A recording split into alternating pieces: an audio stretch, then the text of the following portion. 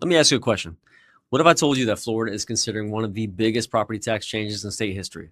What if I told you that homeowners could potentially save thousands of dollars every single year, but future residents might have to wait up to 5 years before receiving the same benefit? And what if I told you that this could completely change the conversation around buying, selling, and investing in Florida?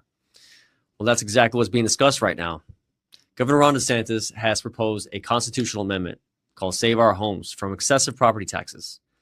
If approved by voters, it could dramatically reshape homeownership in Florida. So let's break down what it means, who benefits, who gets hurt, and what every Florida resident should be paying attention to. First, let's separate the headlines from reality. A lot of people are hearing property tax elimination and immediately assuming that property taxes are disappearing tomorrow. And that's just not what's happening.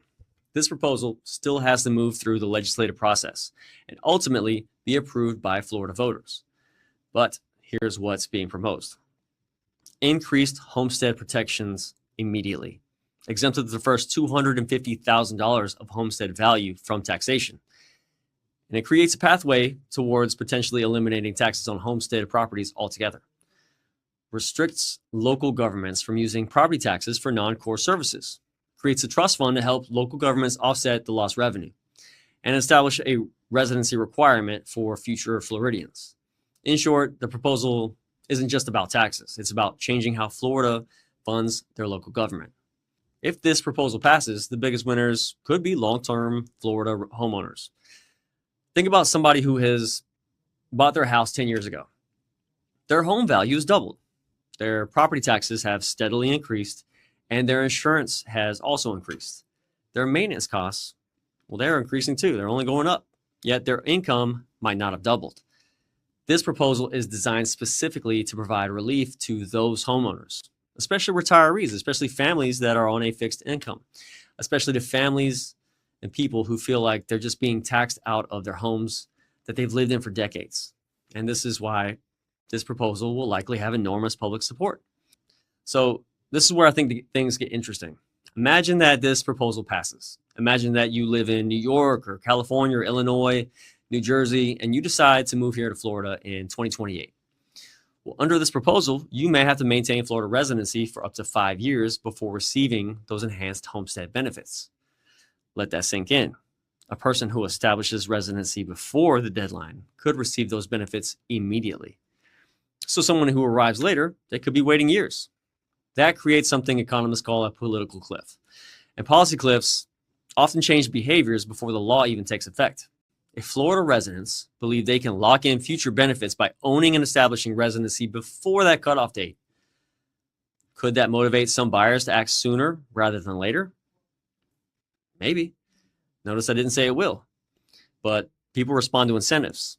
If buyers think that waiting could cost them years in tax savings, well, some will absolutely move their timelines forward. Not because the rates change or because prices change, but because policy changed. And that's something that every buyer should be watching carefully. Here's where investors need to pay attention. This proposal primarily benefits homesteaded properties, not investment properties or vacation rentals or second homes, not short-term rentals.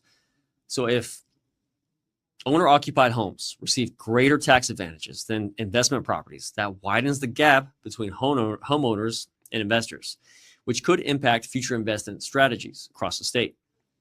Whenever somebody says we're cutting taxes, the next question should always be, well, where is that money coming from now? Local governments are using property tax revenue to fund schools, police, fire departments, roads, infrastructure, parks, public services. The proposal, it includes a state trust fund intended to help offset those losses. But the long-term question remains, can the state replace revenue at the same pace that local governments are currently collecting it? That's going to be one of the biggest debates moving forward. Here's my prediction. Whether this proposal passes exactly as written or not, property tax relief is becoming one of the biggest political issues here in Florida. Home values, they've exploded. Insurance costs also exploded. Taxes keep going up, only increasing. And homeowners are demanding relief.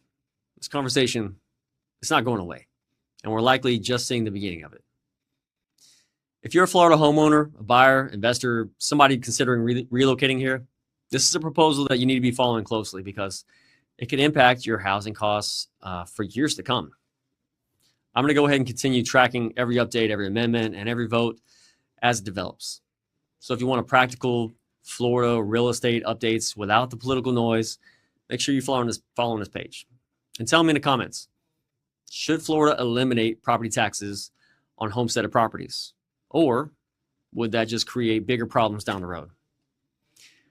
I appreciate y'all joining us today, and I'll see you in the next one.